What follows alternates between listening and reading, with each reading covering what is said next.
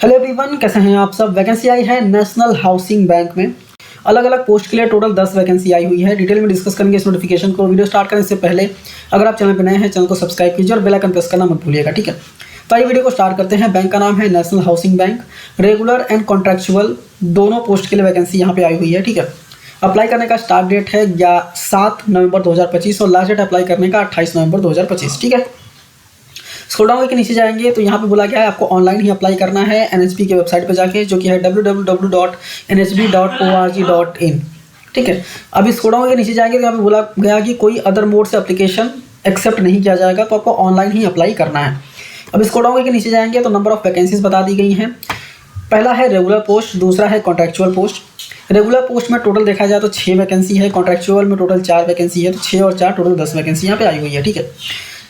Post की बात करें तो जनरल मैनेजर क्रेडिट मॉनिटरिंग के लिए 1 वैकेंसी है, सस्टेनेबल फिनांस के लिए 1 वैकेंसी है, assistant general manager credit backlog के लिए 1 वैकेंसी है, फिर assistant manager learning and development के लिए 1 वैकेंसी है, फिर असिस्टेंट मैनेजर ऑडिट के लिए 2 वैकेंसी, ठीक है। कॉन्ट्रैक्चुअल में चीफ इन्फॉर्मेशन सिक्योरिटी ऑफिसर के लिए 1 है, हेड लर्निंग एंड डेवलपमेंट के लिए 1 है, सीनियर टैक्स ऑफिसर के लिए 2 है। स्क्रॉल डाउन के नीचे जाएंगे तो यहाँ पे एलिजिबिलिटी वगैरह लिखा गया है, जैसे इंडियन होना चाहिए, ठीक है, और सब्जेक्ट ऑफ नेपाल और सब्जेक्ट ऑफ भूटान और ताइवान रिफ्यूजी, ठीक है, with the intention of permanent settling in India. तो ये सारी चीज़ आप रीड कर लीजिएगा। एज लिमिट की बात करें तो एज लिमिट पोस्ट वाइज बता दिया गया है, जैसे डीवाई मैनेजर जनरल मैनेजर के लिए 40 से 55 साल, असिस्टेंट जनरल मैनेजर के लिए 36 से 55 साल, असिस्टेंट मैनेजर के लिए 21 से 30 साल, चीफ इन्फॉर्मेशन सिक्योरिटी ऑफिसर के लिए 40 से 55 साल, हेड लर्निंग एंड डेवलपमेंट के लिए 62 years and senior tax officer के लिए 62 ईयर्स, ठीक है। अपर एज लिमिट का जो रिलैक्सेशन है वो यहाँ पे आपको दिया जाएगा। अभी क्वालिफिकेशन की बात करें तो deputy general manager credit monitoring के लिए CA MBA PGDM या फिर PGDBM रिक्वायर्ड है। 15 साल का वर्किंग एक्सपीरियंस रिक्वायर्ड है। डेप्यूटी मैनेजर सस्टेनेबल फिनांस की बात करें तो CA MBA PGDM या फिर PGDBM रिक्वायर्ड है, कम से कम 15 साल का एक्सपीरियंस रिक्वायर्ड है। सर्टिफिकेशन की बात करें तो सर्टिफिकेशन चाहिए इन green and sustainable finance, sustainability and climate risk certification, ठीक है, और सर्टिफिकेट इन ESG इन्वेस्टिंग। फिर है असिस्टेंट जनरल मैनेजर क्रेडिट, जिसमें ग्रेजुएशन रिक्वायर्ड है किसी भी डिसिप्लिन में, अलॉन्ग विद CA CM में या फिर MBA रिक्वायर्ड है, इसमें 10 साल का एक्सपीरियंस चाहिए। असिस्टेंट मैनेजर ऑडिट की बात करें तो CA चाहिए, कम से कम 1 साल का एक्सपीरियंस, ठीक है, post qualification. Assistant manager learning and development की बात करें तो MBA PGDM या फिर PGDBM रिक्वायर्ड है, ठीक है, और यहाँ पे 1 साल का पोस्ट क्वालिफिकेशन एक्सपीरियंस भी चाहिए।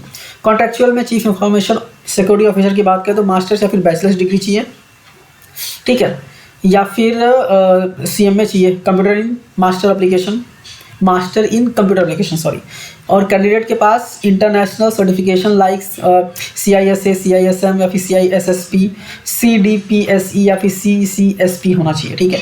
और यहाँ पे 10 साल का एक्सपीरियंस रिक्वायर्ड है, जिसमें से 5 साल का experience should be in area of managing और implementing information security cyber security, ठीक है। इसके बाद हेड लर्निंग एंड डेवलपमेंट की बात करें तो CA CM में कॉस्ट अकाउंट, ठीक है, या फिर MBA रिक्वायर्ड है, पोस्ट ग्रेजुएशन किसी भी डिसिप्लिन में और कम से कम 15 साल का एक्सपीरियंस चाहिए। फिर सीनियर टैक्स ऑफिसर की बात करें तो CA रिक्वायर्ड है, कम से कम 5 साल का एक्सपीरियंस, ठीक है। इसके बाद जॉब रोल एंड प्रोफाइल क्या होगा वो पोस्ट वाइज लिखा गया है, तो आप रीड कीजिएगा जिस भी पोस्ट के लिए आप अप्लाई कर रहे हैं, ठीक है। इसके बाद नोट की बात करें तो आप प्रोफिशिएंट होना चाहिए कंप्यूटर्स में, good in interpersonal communication skills, analytical skills, drafting skills, ठीक है, ये attention to details, have multitasking and team building capability, ठीक है। इसका स्क्रॉल डाउन के नीचे जाएंगे तो सब जनरल चीज़ें लिखी हुई हैं, उसको आपको प्रॉपर्ली एक बार रीड करना है। अगर आप बेंचमार्क डिसेबिलिटी में आते हैं डेफिनेटली इसको रीड कर लीजिएगा, EWS में आते हैं तो भी आप रीड कर सकते हैं, ठीक है। अभी स्कीम ऑफ सिलेक्शन की बात करें तो शॉर्ट लिस्टिंग एंड इंटरव्यू होने वाला है। अगर नंबर ऑफ कैंडिडेट्स ज़्यादा अप्लाई करते हैं तो हो सकता है प्रिलिमिनरी स्क्रीनिंग हो, उसके बाद ग्रुप डिस्कशन हो, उसके बाद इंटरव्यू हो, ठीक है। तो डिपेंड करता है कितने एप्लीकेशन आते हैं, उसके बेसिस पे डिसाइड किया जाएगा। Selection will be based on performance in online examination and interview, however bank reserve करता है राइट कि वो मोड ऑफ सिलेक्शन को चेंज कर सकता है, ठीक है। अभी लिस्ट ऑफ डॉक्यूमेंट क्या क्या प्रोड्यूस करना है वो भी बता दिया गया है। ओरिजिनल और सेल्फ अटेस्टेड कॉपीज होनी चाहिए, print out of valid interview call का लेटर, फिर valid system generated print out जो आपने ऑनलाइन एप्लीकेशन किया था, फिर proof of date of birth, proof of identity proof, marksheet, certificate, caste certificate, disability certificate, income asset certificate. अगर आप ex serviceman हैं तो आपको प्रोड्यूस करना पड़ेगा कॉपी ऑफ सर्विस, ठीक है। अगर आप ऑलरेडी जॉब पे हैं तो no objection certificate, experience certificate, ठीक है, पोस्ट क्वालिफिकेशन एक्सपीरियंस सर्टिफिकेट, ये सारी चीज़ें आपके पास होनी चाहिए। ठीक है। इमोलमेंट्स की बात करें तो डिप्टी जनरल मैनेजर स्केल 6 के लिए 1,40,500 का बेसिक पे है, ठीक है। असिस्टेंट जनरल मैनेजर के लिए 1,20,940 का बेसिक पे है और असिस्टेंट मैनेजर के लिए 48,480 का बेसिक पे है, ठीक है। इसके अलावा ये बेसिक पे था, इसके अलावा DA, leave accommodation, HRA, reimbursement of expenses, telephone, mobile charges, knowledge allowance, residential furnishing, conveyance allowances, ठीक है। इसके बाद advances, LTC, gratuity, leave encashment, ये सारी चीज़ें आपको मिलने वाली है, ठीक है। अभी प्रोबेशन पीरियड की बात करें तो प्रोबेशन पीरियड 1 साल का होने वाला है, ठीक है। और असिस्टेंट मैनेजर स्केल की बात करें तो 2 साल का होगा। और यहाँ पे अगर MMGS और 2 टू TEGS 4 की बात 7 की बात करें तो 1 साल का होने वाला है। इसके बाद कॉन्ट्रेक्चुअल पोस्ट की बात करें तो यहाँ पे रेम्यूनरेशन बता दिया गया है, पीरियड ऑफ कॉन्ट्रैक्ट बता दिया गया। चीफ इन्फॉर्मेशन सिक्योरिटी ऑफिसर का 5 लाख पर मंथ की सैलरी होने वाली है, जिसमें से 3,75,000 फिक्स होगा और 1,25,000 वेरिएबल होगा। 3 साल का कॉन्ट्रैक्ट होगा, ठीक है। फिर है हेड लर्निंग एंड डेवलपमेंट में 3.5 लाख पर मंथ मिलने वाले हैं, 3 साल का कॉन्ट्रैक्ट होगा या फिर 65 साल का age whichever is earlier. Senior tax officer 2 lakh per month मिलने वाले हैं, 3 साल का कॉन्ट्रैक्ट होगा या फिर 65 एज विचेवर इज अर्लियर, वो काउंट किया जाएगा। नेक्स्ट अप्लीकेशन फीस की बात करें तो SC ST PWBD के लिए 175 रुपये है, अदर्स के लिए 850 रुपये, ठीक है।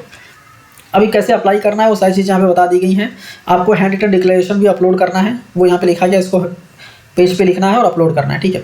फिर एप्लीकेशन कैसे करना है, रजिस्ट्रेशन कैसे करना है, कितने साइज़ में क्या क्या चीज़ें अपलोड करनी है, फीस पेमेंट कैसे करना है, ये सारी चीज़ें यहाँ पे दी गई हैं। तो ये आपको प्रॉपर्ली रीड करना है, ये मैं यहाँ पे बता नहीं रहा हूँ, ठीक है। या फिर अप्लाई करने जाएंगे तो डेफिनेटली आप देख लेंगे कैसे कैसे आपको अप्लाई करना है, कौन कौन से साइज़ में सारी चीज़ें अपलोड करनी है। तो उम्मीद करता हूँ सारी चीज़ें मैंने यहाँ पे आपको बता दी हैं। फिर भी अगर आप अप्लाई कर रहे हैं तो एक बार इस नोटिफिकेशन को डाउनलोड कीजिए, अच्छे से रीड कीजिए, उसके बाद आप अप्लाई कर सकते हैं, कोई दिक्कत नहीं है, ठीक है। और चैनल पर नए हैं तो चैनल को सब्सक्राइब करना मत भूलिए और अपने दोस्तों के साथ ये वीडियो जरूर शेयर कीजिएगा। मिलते हैं नेक्स्ट वीडियो में। Thank you for watching and all the best.